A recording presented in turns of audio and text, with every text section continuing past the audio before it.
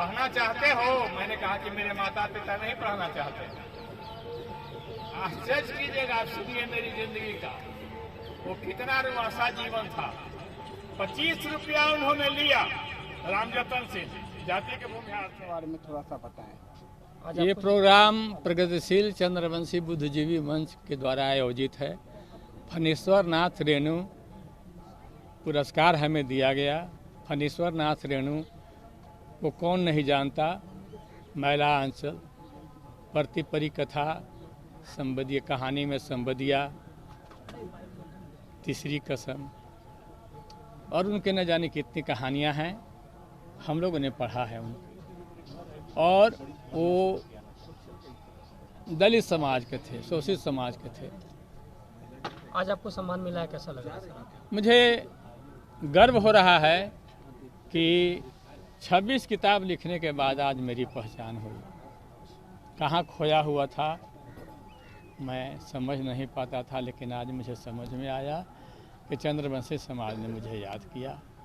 मैं चंद्रवंशी समाज के प्रति कृतज्ञ हूँ और हमेशा उसके साथ रहूँगा। कुछ सर अपनी रचनाओं के बारे में जो आपने लिखा है उसके बारे में थोड़ा, जो आपके प्रमुख रचनाएं हैं थोड़ा उसके बारे में थोड़ा बताएं। मेरी रचना है शब्द चित्र। मगही में शब्द चित्र नहीं है।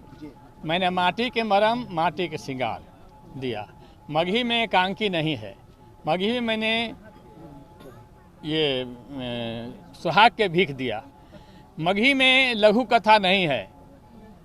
मैंने कथा बत्तीसी मगही में दिया। मगही में संस्मरण नहीं है। जिंदगी अतुकांत कविता भी मेरी छपी हुई है। 2 साल पहले मैंने संस्मरण दिया। और विश्व बाजार में आदमी, सहमा सहमा चांद, स्वर के पंख, कश्मीर और कस्तूरी, ये सारी पुस्तकें मेरी हिंदी हैं और मगही में भी हैं। और मेरी रचनाओं में आक्रोश देखिएगा, प्रतिरोध जो समाज में हो रहा है उसे हमने नकार दिया है कि समाज वाले जो कर रहे हैं 70 वर्ष की आज़ादी, अमृत महोत्सव मना रहा है, लेकिन क्या मिला हमें अमृत? जो हिटलर की चाल चलेगा, जो हिटलर की चाल चलेगा, ओ हिटलर की मौत मरेगा। चाहे सिकंदर, चाहे मुसोलिनी, चाहे सिकंदर, चाहे मुसोलिनी, नेपोलियन संग साथ मरेगा। जो हिटलर की चाल चलेगा, जो हिटलर की चाल चलेगा। नालंदा खुला विश्वविद्यालय के एमए के सिलेबस में सर की 2 रचनाएं शामिल हैं, एकलव्य प्रबंध काव्य और कजरिया कहानी संग्रह। मगध विश्वविद्यालय के बीए में जो शामिल है पुस्तकें बीए के सिलेबस में, खोइचा के चाउर निबंध संग्रह, माटी के श्रृंगार सबचित और माटी के मर्म, ये 2 विश्वविद्यालय में के सिलेबस में सर की रचनाएं शामिल। के लिए क्या कुछ कहना चाहेंगे? उनको आज सम्मान दिया गया।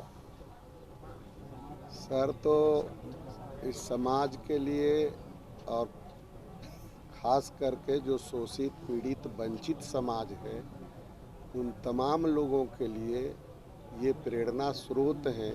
लोगों को आईना दिखलाया है, एक रास्ता दिया है। जो शोषण जुल्म हो रहा है उस पर जिस तरह से अपना ये तीनों भाषाओं में लिखने का काम किए, इनके लिए कुछ भी कहना मैंने नाम लेने से ही गौरव मिलता है। दिया गया है रेणु सम्मान, कैसा लग रहा है?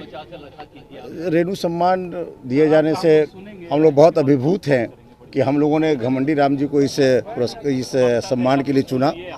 और निसंदेह मतलब बिहार के संभवतः ये पहले रचनाकार हैं जिन्होंने 3 भाषाओं में रचना कर्म किया है, अपनी लेखनी चलाई है।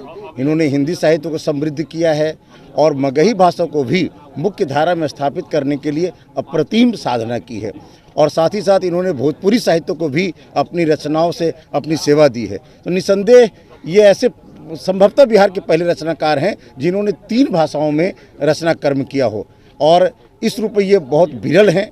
और इसी ने विरल प्रतिभा को हम लोगों ने चिन्हित करते हुए, रेखांकित करते हुए इनको पहला फणीश्वररात्र हिंदू सम्मान 2023 से इन्हें सम्मानित करने का निर्णय लिया है, और आज उसी रूप में यह कार्यक्रम प्रस्तुत है। आपका सर कुछ परिचय जाएगा? मैं शैलेंद्र कुमार, मैं चंद्रवंशी प्रगतिशील बौद्धिक मंच का संयोजक हूं और सामाजिक संगठनों से लगातार जुड़ा रहा हूं। यही मेरा परिचय है।